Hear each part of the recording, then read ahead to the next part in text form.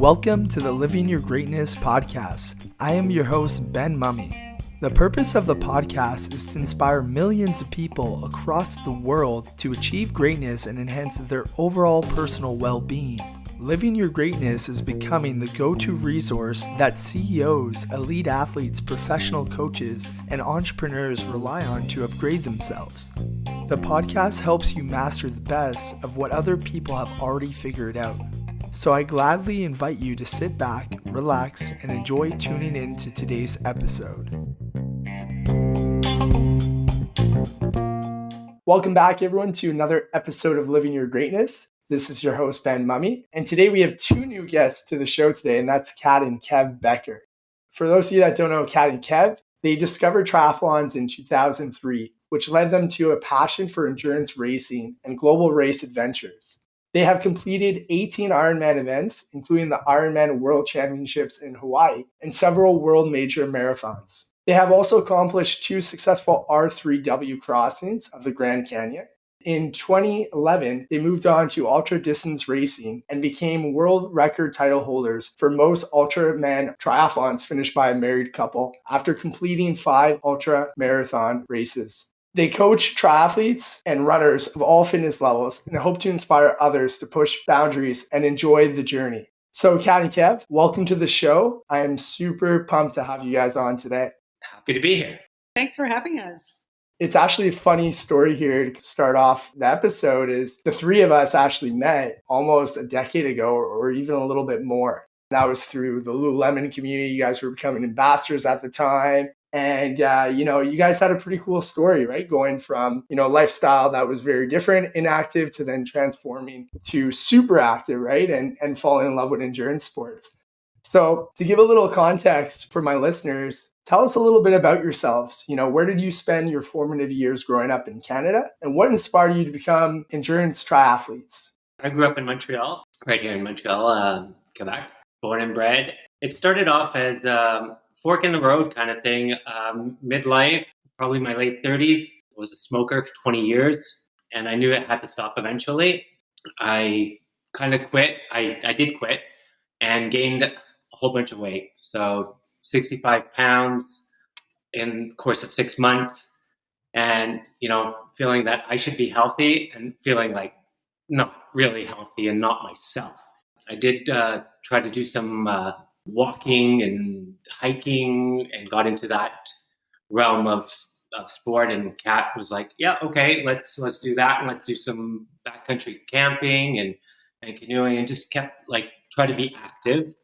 So the weight started to come off, which was really different, and kind of sitting in a couple of years later, or a year or two later, I saw a triathlon on TV in Muskoka Chase, and it was on a Sunday afternoon. And I said, wow, look at that.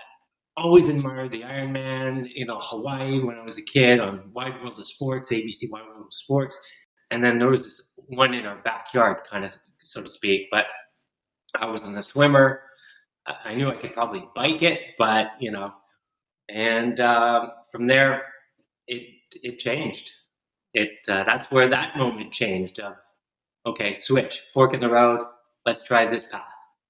Yeah, and for me, I grew up in Toronto and moved to Montreal 32 years ago.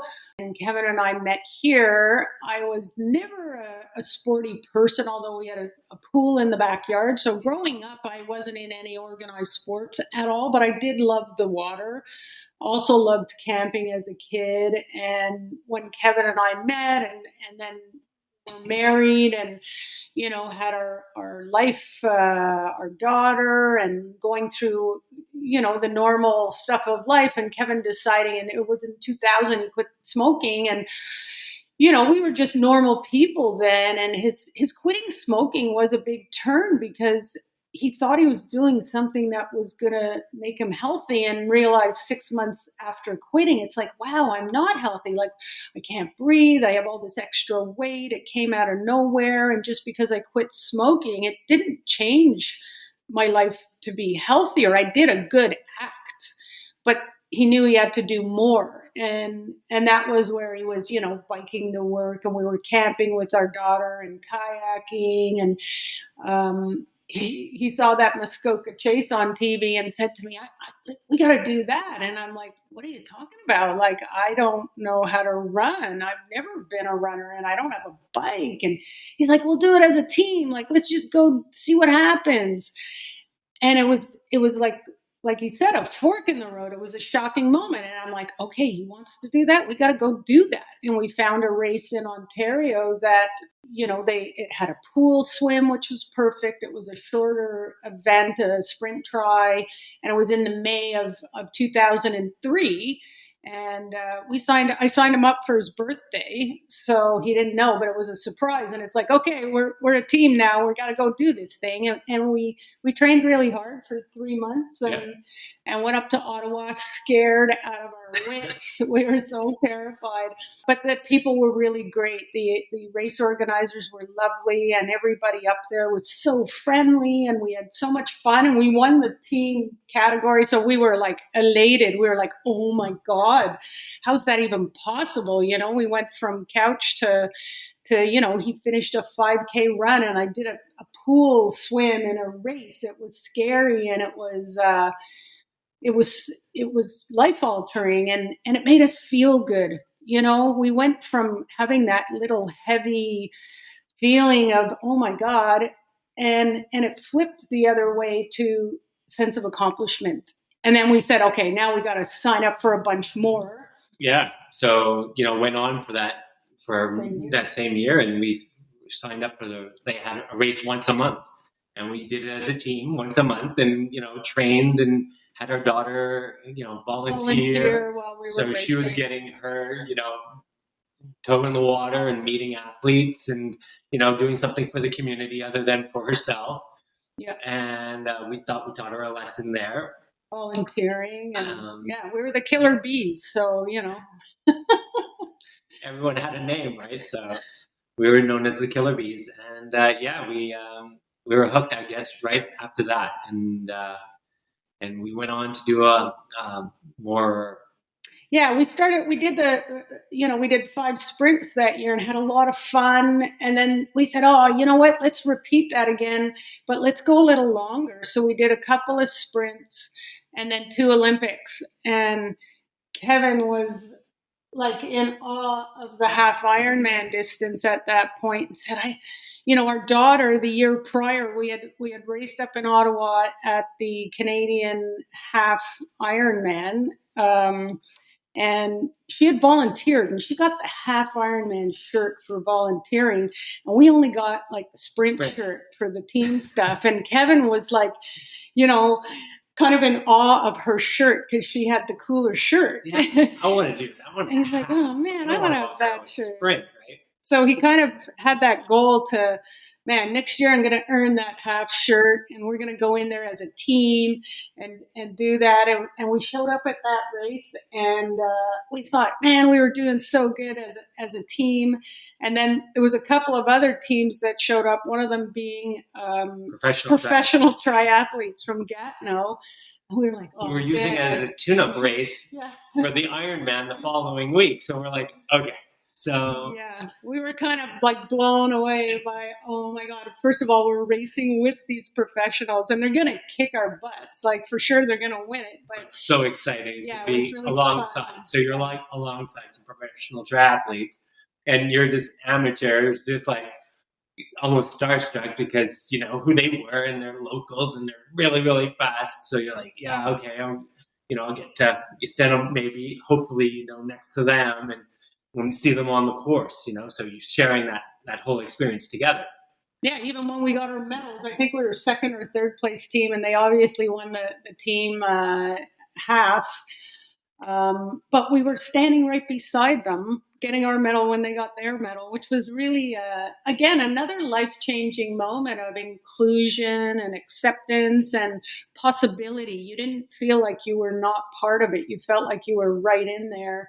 And it was worked just as hard as they did for your accomplishment. So. Your free T-shirt and your medal, and there's no prize money, but it was just that sharing the course with other athletes, and they were also very nice. Like I think that was the greatest thing was our introduction could have been different if The circumstances were maybe different, but we happened to come across some really nice people who helped us. They gave us advice. They shared their tips with us. They shared how they did things, and it really propelled us forward because we were encouraged to keep going. We were never discouraged.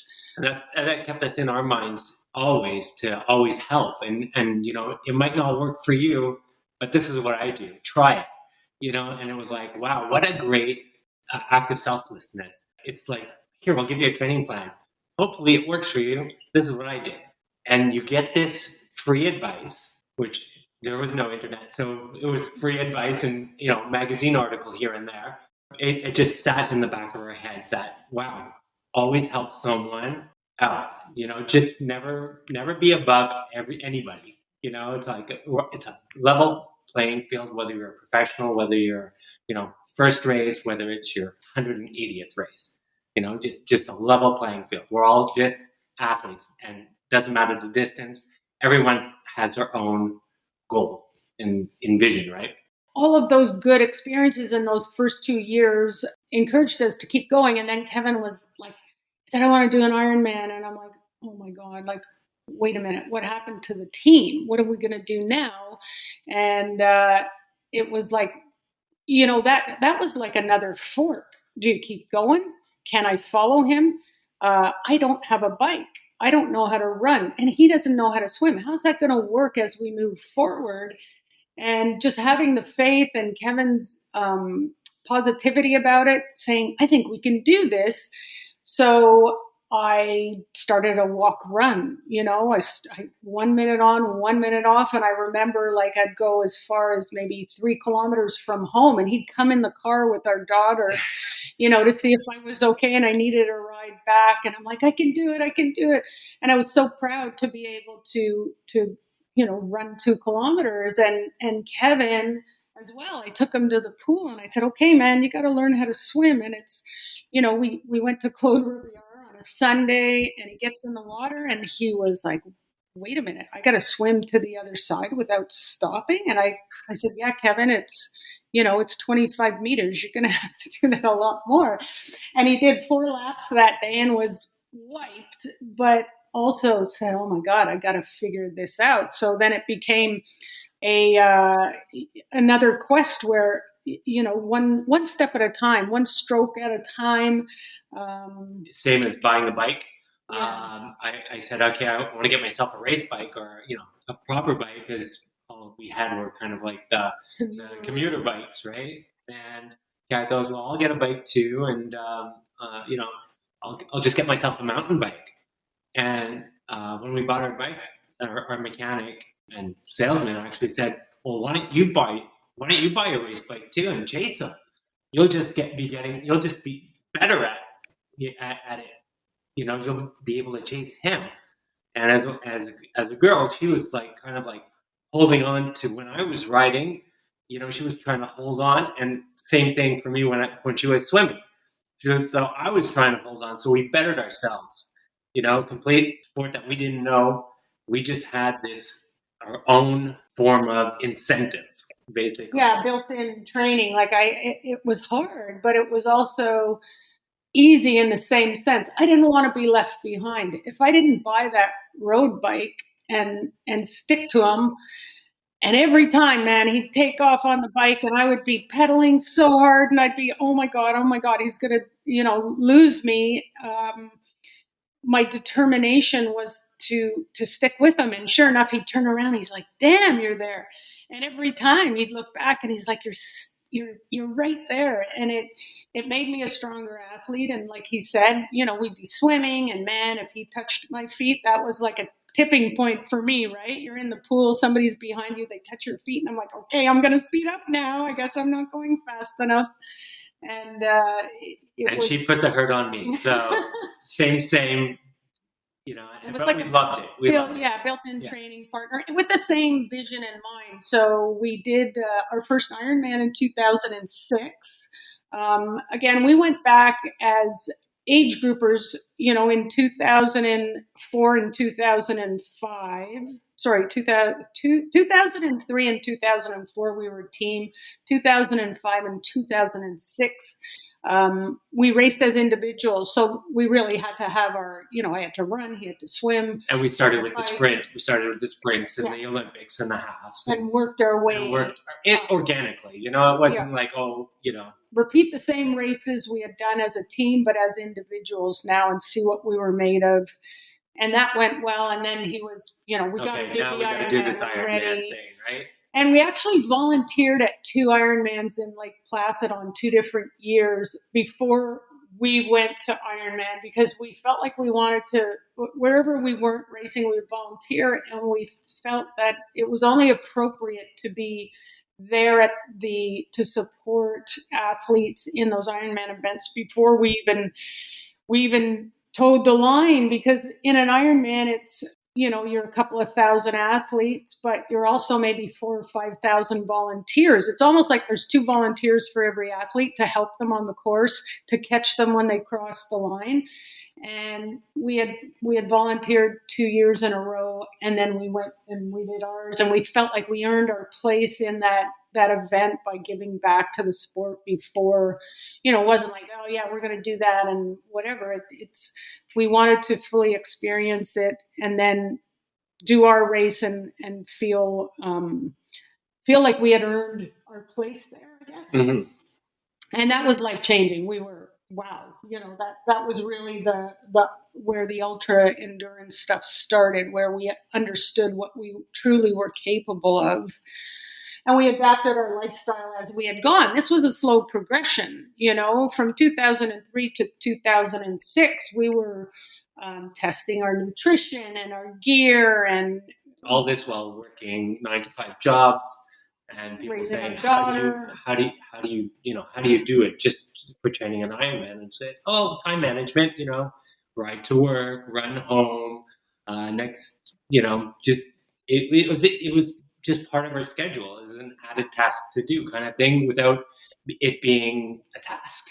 It was the enjoyable part of our day. So it gave us time to wind down and whatnot. We were at Ultraman Canada, and we had just gone out on our bikes for a little ride. Ironman Canada. Ironman Canada. And Kevin looked down at the pavement on the road, and there was this yellow painted symbol. And he goes, look at that. And I'm like, what is that? And he goes, this is the Ultraman bike course. He goes, that is an Ultraman turn signal. Like they painted on turn marker, they painted on the road. And we're like, wow, we got to check that out. And that was kind of, the next level thing that was so far out there. It's like we admired the thought of that kind of racing. It's 3-day stage racing. You swim 10K, you bike 420, and then you run a double marathon. So just being on that piece of pavement where these other athletes were coming the month later, because it was a month after, mm-hmm. And it just seemed so surreal, but it was like one of those bone chilling moments where you're like, ooh, this is like, sacred ground we're on, and but we kind of put it aside and then continued on.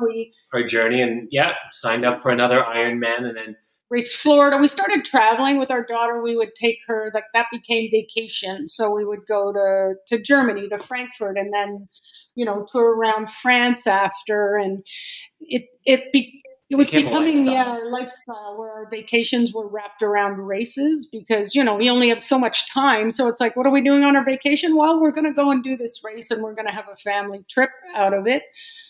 So we started going further and further from home, learning how to pack a bike, learning how to travel, to, watch what you're eating and go through that whole process in a different country, out of the comfort zone, I guess, because we could have repeated the same things over and over. But I think our sense of adventure was, there was this one guy in Ottawa, Rudy Hollywood, who Kevin had admired him when we were doing the sprint team stuff and saying, look at that guy, he's amazing. As an iconic role model. A retired gentleman, 65 years old, and he would ride to the race and then a ride back. These are sprint when we're doing the sprint. Sprint. And this guy was like, he's actually, after doing a race, he's riding, and it's like, Rudy, how far are you riding? He goes, oh, it's only 90K back home. You rode 90K in the morning, and he goes, yeah, training, it's just part of it. And I'm like, wow, I want to be like him. So he was always a role model, as an inspiration for Kevin, and we'd see him at races. We'd be, talking, with there was a lot of Ottawa triathletes that we were friends with, and we'd be at whatever race, and Rudy would be there, and he'd say, what are you guys doing? And we'd say, oh, we're racing Ironman Florida. And he goes, yeah, you got to go over there and do Ironman France. Now that's a race. So he caught us off guard, where we thought, wow, we're going all the way to Florida. Now we got to go to France. Right. So he kept planting these little seeds, guys, you got to go to Lanzarote. And we're like, what? Where's that? Yeah. So every time we thought we had checked a box, he threw a new one at us that was an even bigger challenge. So we did mention to him how he had motivated us after the fact, but it was just these simple things where he planted a seed, and we were thinking that's impossible. Like, who races in these crazy climates, right. Very hot, very, very hilly races, extremely demanding. You need a lot of bike skill to ride them. And he kind of dangled that little carrot so that we felt the desire to, because he had done it. He said, I raced that one, and then I went on to race this one. And we're like, let's keep following in his footsteps, right? And it was just that organically, it wasn't, I'm going to do, 10 Ironmans. It was, I'm doing this just because that's the natural progression, because somebody planted a seed, right? And it's like, oh, I want to do that too, And yeah, well, he had also invented this thing called the Rudy Award. And the first year we did our Ironman in 2006, it involved a marathon, the Ironman, the Kailua-Kona ski race. So it was a 50K ski race. The winter lude triathlon. So speed skating, skiing, and running. So he had this combination of 5 epic events that stand alone. They're amazing, but you had to complete it in one calendar year. And there was a bunch of Ottawa triathletes who would do it, or athletes going out doing this crazy stuff. And we actually did it. We followed his kind of lead and checked the boxes, which was a really amazing feat. And I think that also gave us the vision to think out of the box. And you know what? Maybe we can do 2 Ironmans in 1 year. And then it became, oh yeah, well, that wasn't bad. Let's try 3 in the same year. And by 2009, we had our sights set on maybe Ultraman is possible. And our first Ultraman was 2011, but it took 2 years of planning in doing 3 Ironmans in 3 months. On 3 continents to see if we could handle it. Can we travel? Can we get, pack our bikes, fly 10, 12, 17 hours away, do a race, come back, start it all over again a month later, and still work? We were still working full time. So we became masters of time management, of injury prevention, making sure that we were sleeping well, eating well, not overtraining. So it was a balance, but it worked well for us, and it led us forward into doing ultra racing because we felt we were well grounded and prepared. If it was raining, you had no choice. You had to go out and ride in the rain or run in the rain. We kind of couldn't hide from that ultra distance. It was looming, and if you didn't put your miles in, you certainly may have failed or done yourself some physical damage. Yeah. So it just became a natural progression, and we adapted. We'd bike to work, or we'd run commute, 35 kilometers of running home after a day's work became normal. Taking the long way to work and meeting on the bike path somewhere would get us 100K of biking in a work day. So it was that adaptation and just finding new ways to work it into the schedule. No excuses. It was just, I want to make it happen. So how do I do that? And resting and recovering, and try to get 27 plus hours, 25 to 27 plus hours of training into your 40-hour work week. And people say, I have no time. I've never bought it. It's just, you just don't know how to manage your time, because anything is possible. And if we can do 25 hours, you can certainly, never let anyone use that as an excuse. Yeah, it's in your head, right? It's you can choose how you if there's a mountain and you want to get up and over the mountain, you choose how you tackle the mountain, right? It can be overwhelming for sure. Mm-hmm. And I think our successes have been because we're always like built-in motivation. When one of us is tired, do I want to go to the pool tonight? Yeah. We gotta just get out the door, or it's raining and it's cold. I don't feel like running. Okay. Just let's go out for a half hour or 10 minutes out and 10 minutes back. And then once you're out, just let's keep going. So it was a built-in training partner. It's as a couple, it was never someone waiting for someone else to finish the workout. We always had it. We always did something together. So, we're typically one person. If someone says, where's, Kevin Kat, there's never, where's Kevin? And if someone's not there, like if Kat wasn't there or I'm not there, it's like, hey, because we're just almost one person. We're always together. And, but I think that's been our success. We enjoy, the healthy side of that lifestyle choice, and we're in it together. Our alignment of vacations was one where, racing is a big expense, from the food to the gear to race entry to travel. And thankfully we were excited to go and do the same events at the same time. So our goals were in alignment, and then we would be out on course, and I'd be trying to hurry up because he's, I'd usually come out of the water ahead of him, but I knew he was coming after me, and it was like, how long is it going to take for him to catch me on the bike?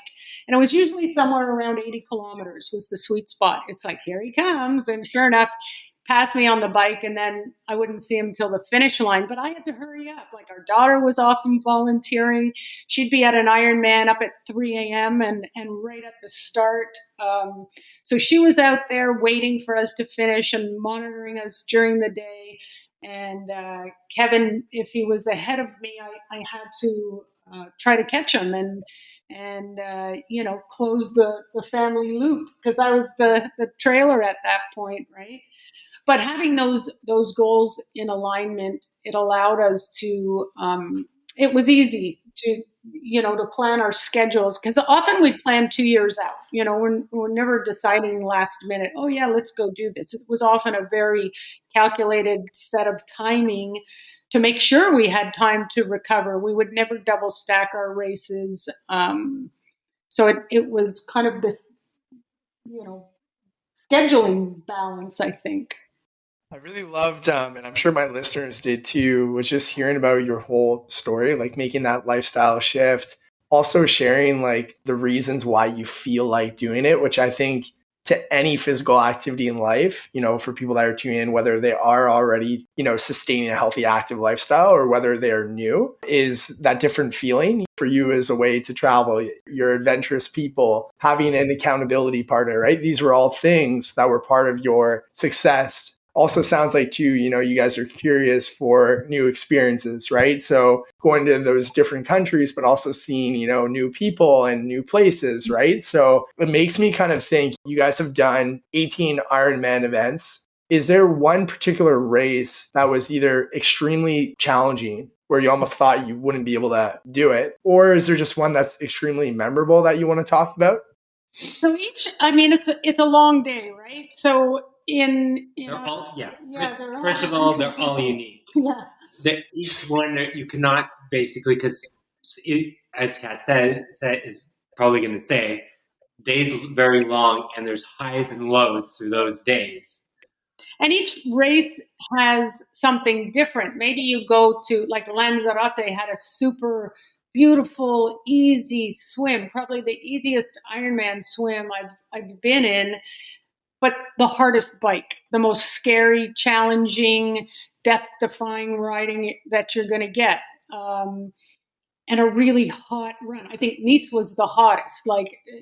So each race element brings a challenge, and yeah, I'd say Ultraman stacks all of that up there. It's just the 10K swim and an Ultraman. I think we raced Ultraman Canada twice in 2011 and 2012, and then we also raced Hawaii in 2012, and that year the water was particularly challenging where, you've got to think about tides coming in or going out at the time. There's ocean swells, there's current, there's refraction from the ocean floor rising in certain parts. So you'll go out and be in deeper water, and then you have to come back to shore. And when you get into that shallower water, things start happening that, you're tiny speck in that massive ocean.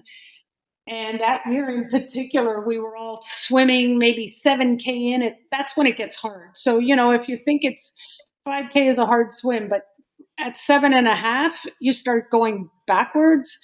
That's when you got to kick and pull and do everything to get through that tough part of a swim. So I would say that was a really tough one because there's cutoffs in that race. So you've got 3 days, 30 hours, 27 to 30, you have 36 hours anyway, over 3 days to finish those races. But if you don't get out of the water, you don't even get to go on your bike. Like you're losing out on the rest of all that racing. It could be over in 5.5 hours if you don't get out of the water. So that kind of fear and challenge makes you really want to train hard to make sure you're strong enough. But each of those has to be broken down as an individual event and tackled with some clarity so that you do make sure you hit those time targets and that cutoff so you can keep going. And I think the weather is also something you can't predict. So the second time we raced Hawaii in 2014 for the Ultraman, we had rain the whole day. Yeah. So you're riding 10 hours of pouring rain, and you're kind of worried that is the skin on my feet going to come off? Like I got to run a double marathon tomorrow. I'm waterlogged. Like you've got to monitor your nutrition. So it becomes challenging when it's pouring rain. Am I taking in enough? This is not normal conditions.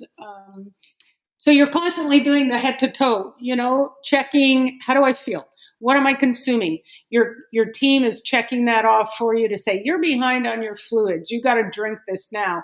So it's a constant self-evaluation of your body. And even when you start even running just as a marathoner or running a 5K in the heat of the summer, or you're training for something, going out for that training run, or my electrolytes off. So I've always had a check head to toe, 5 minutes in, 10 minutes in, how am I feeling? Am I plotting? Am I, so there's that self-awareness of, in a greater scheme when you're doing an Ultraman, yes, there's a lot more things that are probably, you got to think of because it is an accumulation over days. It's not just a 1 day, one and done kind of thing. It's not a few hours, it is 36 hour race. Get to the end, and time means absolutely nothing. It's for us, it was totally the challenge, seeing how far your mind, when do you crack, or will you crack? Because we're not, we don't have a sports psychologists telling us, this is all for fun. This is our lifestyle, where people are professionals and they have, how to get hurdles, how to get through hurdles. And this is us just saying, okay, how hard can I push? It'll only hurt for that much longer if I just keep pushing. So, you just self-motivate yourself and and do what you can, and see, and it basically, if you've trained hard enough and you believe in yourself, you can do it. Yeah, it goes back to you were saying about what was the hardest or the most challenging. I think fear is a big thing that can affect what we do, and that the first sprint race we did we were terrified. The first Ironman we were terrified. The first Ultraman, and then we took it upon. I saw a thing in a magazine about somebody who ran across the Grand Canyon and back, and I had this crazy idea that let's do that. And I think the immensity of it it wasn't real until we got to the Grand Canyon and we stood there. We arrived late, so it was 8:00 at night. It was already dark. We had rented a cabin on the rim so we could just run it in and out, without getting in a car. But when we arrived there, we thought we better find the trailhead because we were going to leave at 4 a.m. We walked to find the trailhead with our headlamps on. And we took a second and turned the headlamps off, and it was just this black, vast hole. You could feel, you could. That was probably the scariest. That was probably the most challenging. What have we done? To mentally think we're going to get across this. So the fear was back again, right? And but it's also, can I embrace the discomfort? Right? It's going to be uncomfortable, and not in a negative, not taking it as I want to hurt myself, taking it as this is not, I could just stay in the cabin. I don't have to go and run off the edge of this cliff and see where I get. Because once you're down there, there's no cell service. You're on your own. It's not an organized event. You're self-sufficient. Luckily, we were each other. We kind of, Kevin said, we're going to go at your pace because he's a faster runner. And the smart thing was, we're going to go your pace because Kevin could have gone faster or started out faster. But then it could have burnt me out, right? And then I'd be struggling in the end. Whereas if I set the pace, then it was, and I've got a more consistent pace than Kevin in that I'll start slower, but I'll be consistent over time. And that was the challenge for 17 hours or 15 hours to be consistent on your time and not lose track of where you are or what you're doing, because it becomes your electrolytes are off. You're getting a little delirious. Stomach shuts down. A whole bunch of things that we didn't think of. It's nobody ever tells you what's going to happen to your body. So you're kind of doing that self-awareness check again and saying, okay, I'm not drinking, this is stopping, eyesight is going. It's like, why is it getting dark? Why is it getting dusty? And it's your body trying to preserve itself. So that first time we did it was a scary time. Yeah. And I do not, say, go and have an adventure. This was planned. Yeah, planned. Spoke to a whole bunch of people who have done this event and say, self-awareness check, and you don't know where there's next water because there's water stations, pipes break. So, this is a self-supported day for yourself, right? And things can go wrong, and sometimes they do. Luckily, both of us have done this twice and nothing has happened, but I wouldn't just say, if you need, an adrenaline rush, do that. You want an adrenaline rush, jump out on an airplane. It's like with somebody who knows how to do this, right? But just don't go and do something without properly planning. Yeah, I guess it's a calculated risk, and also we put a lot of time into the research and planning and the training in order to succeed. But definitely, I would say out of our biggest challenges was running across the Grand Canyon, or the swim, the 10K swim in the open ocean was definitely up there in our toughest. Yeah. I appreciate you guys for sharing those stories, as well as providing tips and tricks of how you guys navigated those challenges, especially when your mindset's going through that. And I know now what's pretty cool is, you had a lot of humble beginnings there, right? Through experiencing through those races, learning from other people that you've connected through the Ultraman or triathlete community. And I know you guys are big on community, right? Mm-hmm. Now I know you've been giving back a lot. You've helped many triathletes as well as runners of all fitness levels, in terms of supporting them with learning how to race and also hopefully fall in love with activities that they're choosing. So a question I have for you is, for someone who's struggling with motivation and considering breaking up with their failing fitness routine, what advice do you have for them to stay committed and reach their goals? I think it's take it one day at a time, not to rush. You've got to be a little patient sometimes with yourself. You've got to listen to your body. You also have to be aware of like your family dynamics and the people around you. What's your support system? Does your employer, are they into what you're doing? Do they support part of that journey? Because all of those little things can really add up to help with your success, right? If you have built-in support, just somebody saying, hey, way to go, I'm proud of you. It doesn't take much. So I think that's important. And just taking it one day at a time, consistency. Yeah, just enjoy it. Take off your watch. If you're not feeling it, that's what I do now. I hardly run with a watch anymore. I just take it off, and if I'm not feeling it, I'll just go out and go say I'm going for a walk, which usually becomes a jog, which usually becomes a run. And before I know it, I'm out for a couple of hours, but enjoyed it. I looked around. I stopped at water fountains. I stopped to talk to somebody with a dog.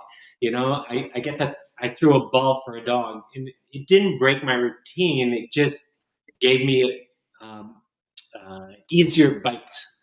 Don't be so hard on yourself. People, Instagram, Insta this. I need Insta that. I need to be there now. Just enjoy that. That is your goal, is to enjoy your day. Just enjoy yourself for that, whether it be 15 minutes, whether it be 3 hours.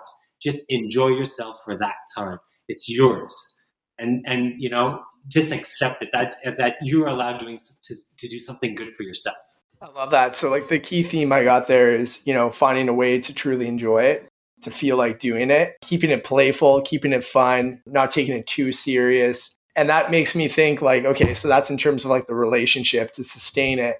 But what about for these, endurance athletes or even just, people that are looking to get moving and active and sustaining that? What are some mental fitness skills that you think are important for building loyalty to a fitness routine? Consistency is key. And we always take Friday off. We don't train. So if we train 6 days a week, we always give ourselves time to stop. I know in the beginning we were terrified that we'd lose fitness if we didn't train every day, but taking that break for ourselves became a great tool to have a decompression. We scheduled in that off time and we were sacred with it. We made sure that, Friday we're not going to go do extra stuff. We're not going to lump more on. And if on a Tuesday or a Wednesday, because we had a really big training weekend, we were tired, we would take a day off.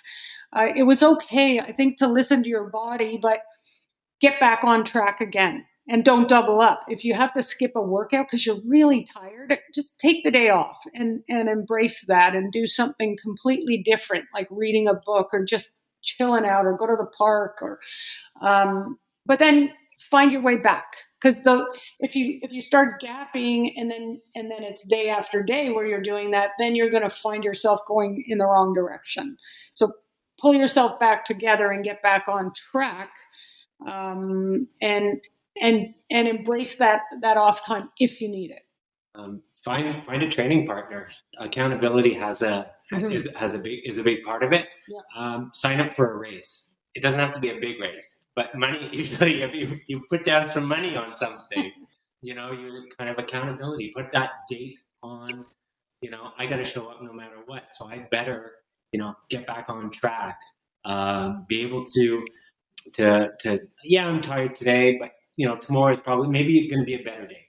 And it usually is, with some rest. So it's a mental mental refreshment as well. It's not just body feeling good, it's your mental state feeling good to say, okay, I'm back on, and, saying, okay, we took the day off, let's get back to it. And usually that day off does help and refresh you and does, give you the motivation to go the following day. And I think long-term goals are important and short-term markers are really good, because sometimes we have a big goal, but we don't know how to get there, or it can feel overwhelming. But if you break it down, let's say you plan a race for 6 months from now, you've got to work backwards. You can't wait till the month before and say, oh, wow, I better get my game together. You start now. The day you've committed to it, we always look at the future date and work backwards from there, so that we don't feel rushed and we know what we need to do between then. And then you just have little markers. Maybe it's every month you're checking in with yourself. Am I on track? Am I, do I have to reassess what I'm doing? So, it's short-term and long-term goals, I think, can help you stay on track. Absolutely. Yeah. No, I think goal setting is huge. Totally aligned with you guys there. And I think making sure that you deconstruct it, kind of like you said, and look back helps you know how to move forward, right? So something that I kind of want to shift to, we've talked a lot about mindset. We've talked about, some stories that you guys have done. I want to bring back the fact that, you guys have been, coaching as well, helping a lot of people. I'm curious to ask, what do you believe separates a good endurance athlete from a great endurance athlete? Do you have any stories that you want to share of a particular athlete that you worked with? I think going back to knowing what you've committed to and making sure along the way that you're still committed to that goal. I think often we'll say to athletes that we're training, you've got to go out in every weather. Doesn't matter if it's raining, you got to go out the door. And I think Justin is one in particular athlete. We were training him for Ironman Tremblant for his first race. And, we were coaching him and he was doing great. And this one day it was pouring rain. And he called us to say, guys, it's really raining out here. And I don't know, should I wait? Like, should I not go out? And we're like, no, man, you got to go. You don't know what's going to happen on race day. So you got to go out in the rain. Sorry, buddy, get out there. And it was like a 4.5 or 5 hour ride he had. And he went out and did it. I think he got a flat in the last 20 minutes of the ride. And of course, when you stop in the pouring rain, you get real cold and shivery. But, he found shelter in a bus shelter and called his buddy and kind of bailed on it. But he had ridden for the 4.5 hours. So that was a huge accomplishment, going out and knowing what it felt to be really cold after stopping riding and you're soaking wet. And the day of his race, it rained. It rained so bad in Tremblant. And he had the biggest smile on his face where people were going through it. People were miserable, wiping out, unhappy, quitting, walking off the course. Riding off the course. And he's just saying, wow, thanks, guys. This is great. He was prepared for it. He was totally prepared for the what if, because we all want the sunny, beautiful, perfect race day, but we know we can't guarantee the weather. Happens. And I think it's exactly that. Training in all circumstances will, again, getting comfortable with the uncomfortable will make you appreciate the smallest of things, because imagine your self-confidence when it's pouring rain and you get on a bike and you go and ride for 4.5 hours. Even as 4.5, he did amazing. It was enough. And it was mostly for the mental toughness. Yes. And it's just from that point on, he, like a video game, he leveled up. It was another level. He knew he could. It took him to that point to say, okay, I get another level to go at. So everything before that was easier, or moving forward was going to be easier, because he knew he had a hurdle. It was hard. It was not pleasant, but he survived it, and he got through it. And he said, "Wow! So the next hurdle that comes at you won't be as big, because he's gone through one already." And that's all I think you can build as a ladder for yourself of getting through these little hurdles or these big hurdles that seem huge, but at the time are not so big. I love that, leveling up and putting yourself through different environments. Same thing, even like in sports, when people play at different locations, or home advantage or not home advantage, right? Away. There's so many different things in the environment, right? Playing with a better team member if you're playing a team sport, right? You've elevated yourself. Training with someone who's better, hanging on. You've gained something with that. Totally, 100%. Something that I want to shift here, a big theme of my podcast is to help millions of people achieve greatness and enhance their overall personal well-being. So my question for you guys is, what is your definition of greatness? Always be open and never think you're so good. I think being a student of life is probably the biggest gift, the biggest thing we're taking. We don't know it all, and I don't want to know it all. But in the end of my life, I just don't want to say I have a regret. I want to thoroughly wear myself out. I just thoroughly, mentally, physically said, I've done it. And if I had to do it all over again, I'd do the same thing. To me, that's great. For me, I think it's trying to be a better version of yourself when you can, to try to, I guess, dig deeper inside your mind and body to do things.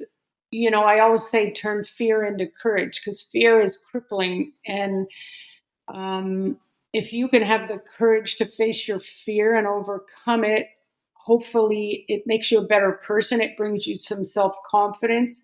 It also, in that journey of turning fear to courage, is being grateful for what you have. To me, gratitude is a huge one that they all kind of feed into each other in terms of making you a more well-rounded, better person. If you have anxiety, fear, all of those things you can transform that. And imagine if each of us can push past our fear and conquer that fear or those anxieties, because they can be crippling for you. And it can bring you to a newer level of contribution, helping others, giving back, because you're comfortable with yourself and being kinder. We should all be a little bit kinder to each other. And I think when you're not angry at the world, or you're not feeling anxiety and you're truly happy, I feel like you can more freely help others and give back to others. And if we were all a little, I think, nicer to one another, it might make the world equally better. It's just different mindset, I guess. And to me, I guess it would be to top it would be to inspire the next generation. You never know who you're inspiring, or who's listening, or who's watching, and have them inspire someone. So you've passed on this, little thing for someone to be inspired. So if you inspire 10 people and have those 10 people inspire 10 other people, imagine in a decade or in 100 years, how many people have been inspired by your action. Totally. I think that is very well said by both of you. Absolutely beautiful definitions. Key themes I got from that was staying humble, evolving, kind of like Matthew McConaughey always says, he's always chasing his future version of himself. Embracing still, moments of success, and acknowledging it, but knowing that you're still so far from who you are continuing to become. Mm-hmm. And then also, most important thing, which I think you guys said there at the end, which is inspiring and sharing that with others, right? Sharing your gifts and unlocking more amazing potential in others by inspiring. Mm-hmm. Now that you guys have a good feel for what my podcast is all about, who is a future guest or someone that you know personally that you would like to see on the show? Man, that is a good question. Well, now you got me thinking of everything other than sport. Yeah, right? I've got a lot of lifestyle. Yeah. It's future leaders. Who are they? Wow.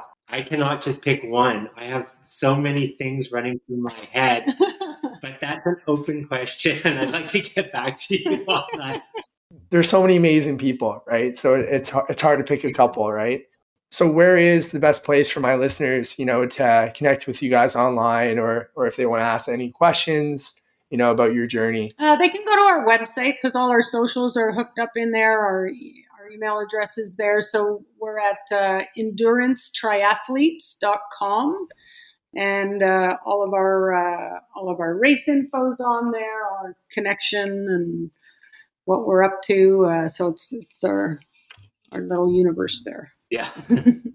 Awesome. Great. So I'll be sure on my end, to put that all on the podcast notes. That way it's just a click away for all my listeners, where they need to go.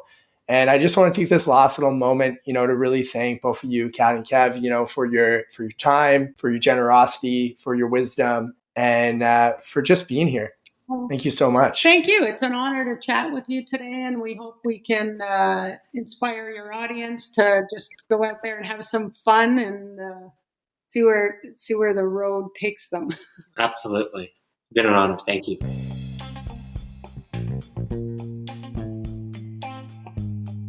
Thank you for listening to the Living Your Greatness podcast. If this show has added some value, don't be shy to subscribe, leave a rating, and make a review.